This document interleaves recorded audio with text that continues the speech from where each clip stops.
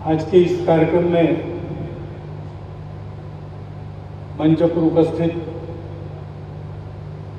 महाराष्ट्र के आदरणीय मुख्यमंत्री जी श्रीमान एकनाथराव शिंदे जी, आदरणीय नितिन जी, महाराष्ट्र के उप मुख्यमंत्री और इस प्रकल्प के संरक्षक आदरणीय देवेंद्र फडणवीस जी,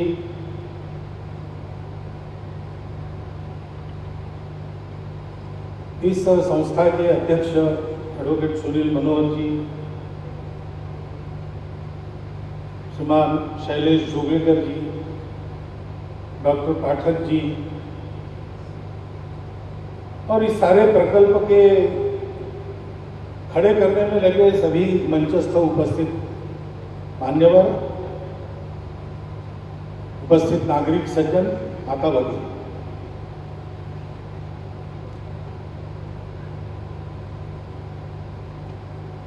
सपना देखना और उसका पूरा करना, इसमें बहुत अंतर होता है।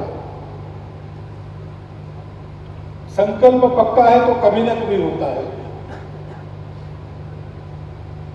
और एक टीम के नाते सबने किया तो जल्दी होता है। प्रकल्प के बारे में पहले जब सुना तब मुझे लगा ये बहुत बड़ा, बहुत महत्वाकांक्षी प्रकल्प है, लेकिन जिन्होंने उसको किया था उस संकल्प को, उनको देखने के बाद लगा कि ये पूरा तो हो ही जाएगा। बीच का कुछ कोरोना का कालखंड गया, इसलिए थोड़ा अधिक समय लगा, परंतु एक उत्तम प्रकल्प, समाज की आवश्यकता पूर्ण करने वाला प्रकल्प, मन की भावना से जिसको खड़ा किया गया है, ऐसा प्रकल्प यहां पर खड़ा हुआ है। और इसलिए आशीर्वाद इस शब्द का उपयोग किया गया, परंतु पहला शब्द मेरे मन में आता है शाबाश।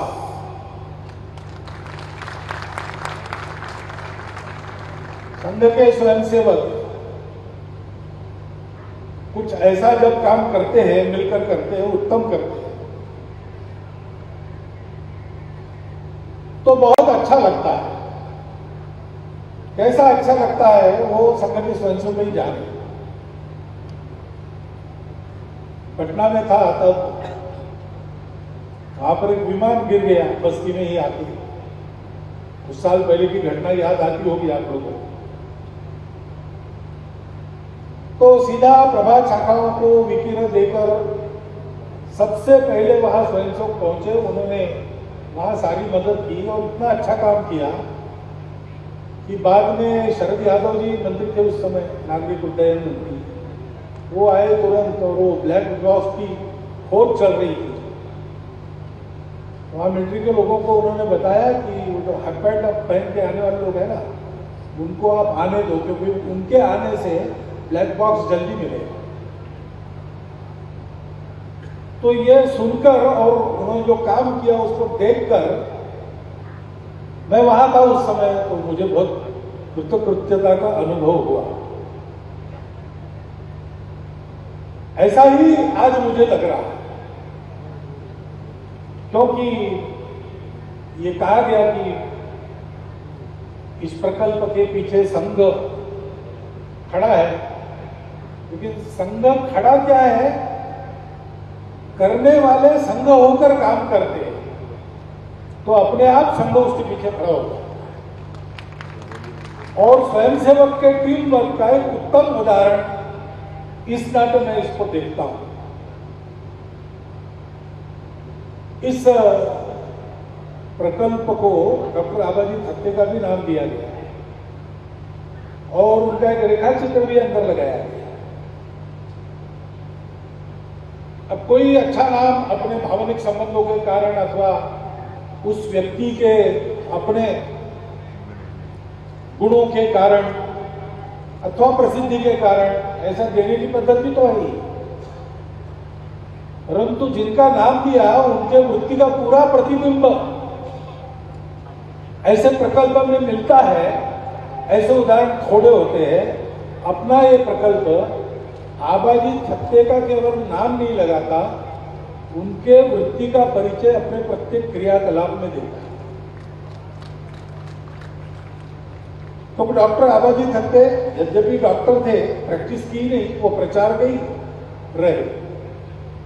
और 1-2 साल के बाद ही उनके पास पूजनीय गुरु जी के साथ रहने का और दायित्व आया। वो पूजनीय गुरु जी के निर्वाण तक उनके साथ रहे। बाद में अनेक वर्ष पूजनीय बाला साहब के 20वीं सचिव रहे। और डॉक्टर होने के खातिर नाते मुख्य काम उनका उनके स्वास्थ्य की चिंता करना रहता ही था, परंतु उनके साथ प्रवास करते करते संपूर्ण भारतवर्ष के अनेक परिवारों में उन्होंने अपने अकृत्रिम स्नेह के संबंध जोड़े और वो अपने जीवन के आखिरी तक उनका वो दायित्व जाने के बाद भी उसको वो निभाते रहे। ये जो आत्मीयता है, अपनापन है, जिसमें से व्यक्ति सबकी चिंता करता है, इस प्रकल्प में आते हैं तो उसका अनुभव होता है। और मैं तो घूमता हूं सर्वत्र, तो यदा कदा हॉस्पिटल शुरू होके अब बहुत समय नहीं हुआ, परंतु ऐसे प्रांतों में जहां से यहां लोग आते वहां जाने पर कोई ना कोई मिलता है जो बताता है कि हम वहां गए थे, अपने किसी को ले गए थे, या स्वयं मैं गया था। एक बार तो एक घर में भोजन के लिए गया, तो वहां पीछे सिक्योरिटी वालों की कुछ गड़बड़ ध्यान में पूछा क्या है, तो उन्होंने कहा वो पास में मुसलमान सज्जन रहते, वो मिलना चाह रहे। तो मैंने कहा भाई भोजन करके आ रहा हूं, बाहर आके ही मिल लूंगा। आया तो एक तरुण दंपति थी, उनके पास एक छोटा सा बालक था। उन्होंने कहा हम आपको धन्यवाद देते हैं। मैंने पूछा मुझे धन्यवाद, मेरा आपका तो परिचय है नहीं। बोले नहीं, इसको ब्लड कैंसर हुआ था, हम एनसीआई में गए और वहां हमको ट्रीटमेंट तो अच्छी मिली ही। दुनिया में इतनी अच्छी ट्रीटमेंट हमको यहाँ नागपुर में घर बैठे कहाँ मिलती अगर ये इंस्टीट्यूट नहीं होती। लेकिन उससे भी ज्यादा उन लोगों के द्वारा जो धीरज मिला और स्नेह मिला, हम तो मानते हैं कि आधा जादू उसका है, हमारा लड़का पूरा। ऐसे बिना पूछे बिना बुलाए लोग आके बताते रहते हैं, तब पता चलता है कि आबाजी थत्ते के नाम के साथ आबाजी के अपनेपन का स्वभाव भी इस संस्था के साथ लगा है। और वो बहुत बड़ी बात होती है, क्योंकि कैंसर पहले शरीर को नष्ट नहीं करता, हिम्मत को नष्ट करता। और कैंसर को रोगियों को पहली आवश्यकता उस अपनेपन और हिम्मत की होती है। और ऐसी विचित्र बीमारी है कि वो केवल बीमार को नहीं मारती, उसके पूरे परिवार को तबाह कर देती। उनको भी इस प्रकार की हिम्मत और अपनेपन की आवश्यकता होती है। डॉक्टरों की आश्वस्ति जो उनके लिए एक बहुत बड़ा संबल होता है। ये सारी बातें संभल कर यहाँ का काम चल रहा है। और आबादी की एक विशेषता थी, जो भी काम करते थे वो उत्कृष्ट ही करना, ऐसा कटाक्ष था। किसी से करवाते थे, कोई कर रहा है देखते थे तो उसको भी उत्कृष्टता के नीचे कुछ भी स्वीकार न करने की सलाह देते और स्वयं ऐसा करते। इस अस्पताल में पहले से यह प्रण किया है टीम ने कि सबसे उत्तम जो उपलब्ध है वो रुग्णों को मिलना चाहिए। खर्चे का काम है, लेकिन वो खर्चा लेकर भी करना है। गरीब रुग्णों की चिकित्सा निःशुल्क करनी है अथवा बहुत कम शुल्क में करनी है, लेकिन वो सारा खर्चा लेकर करना है, उत्कृष्ट ही करना है। उत्कृष्ट से कम कुछ भी स्वीकार नहीं करना। और ये जो काम करते समय टीम वर्क का परिचय दिया है, उसका भी काम है। क्योंकि अभी तो ये ऐसा खड़ा हुआ है, ये आगे चलेगा, चलना चाहिए, उसी प्रकार चलना चाहिए। अभी जैसा चल रहा है वैसा ही चलना चाहिए। चलता तब रहता है जब एक के बाद एक टीमें उसको संभालती रहती कालांतर। और जो लोग एक टीम बनकर काम करना जानते हैं, वो काम करते करते लोगों का सहयोग लेना और सहयोग में से सहयोगियों को खड़ा करना, ये भी जानते हैं। इसलिए मेरा विश्वास है कि जिस वृत्ति से इसको खड़ा किया गया है, उसी वृत्ति से यह अस्पताल आगे तक चलता रहेगा। चलते रहने की आवश्यकता है, क्योंकि स्वास्थ्य ये एक मूलभूत आवश्यकता है, शिक्षा ये भी मूलभूत आवश्यकता है, और समाज उसके बारे में अब शिक्षित हुआ है। इसलिए सब लोग स्वास्थ्य और शिक्षा चाहते हैं और उसके लिए कुछ भी करने के लिए तैयार है।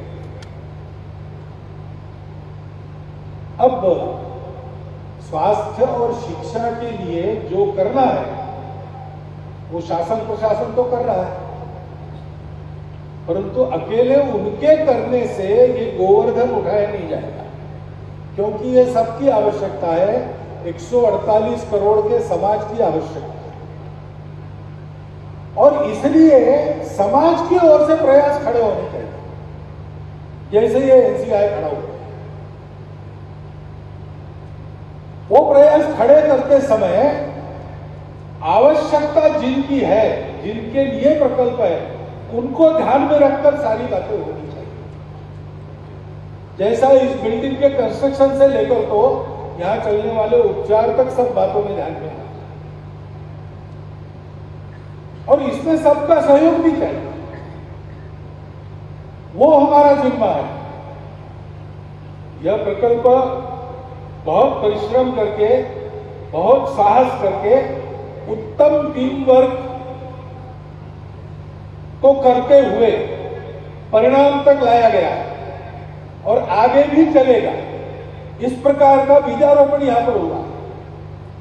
प्रेरणा से प्रामाणिक रहकर जिनकी सेवा करनी है उनको केंद्र में रखकर उत्तम से उत्तम सेवा उनको दी जा रही है। ये बहुत अच्छी बात हम सबके लिए है, हम सबको उसका आनंद है। लेकिन साथ साथ हमको ये भी जानना होगा कि हम सब लोगों का दायित्व है कि इसमें कई बातें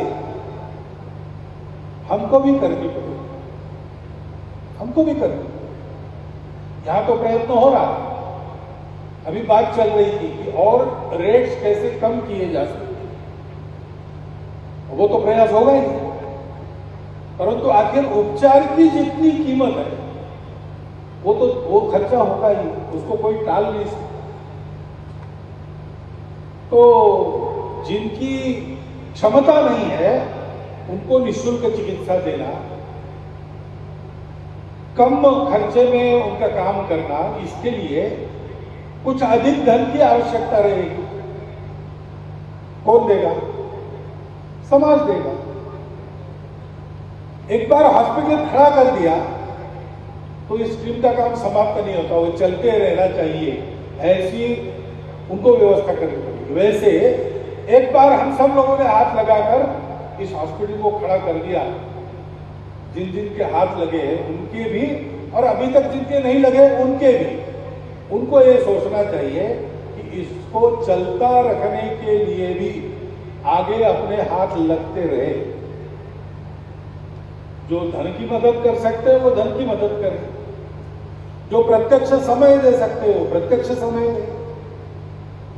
यहां शोध संस्थान चलेगा ही, उससे उपचार की कीमत कैसे कम की जा सकती है, अन्य व्याधियों का सहाय लिया जा सकता है क्या, किस प्रकार से लाइफस्टाइल से संबंधित बातें भी यहां जोड़ सकते हैं, जोड़ ही रहे कुछ